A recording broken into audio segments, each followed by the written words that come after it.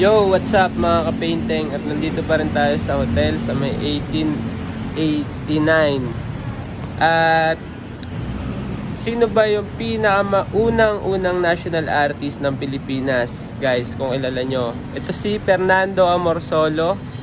At yung isa sa mga painting na nagustuhan ko sa ginawa niya ay yung Dalagang Bukid. So check natin tong Dalagang Bukid. Wait, may muta. Check natin tong Dalagang Bukid at tingnan nyo, guys.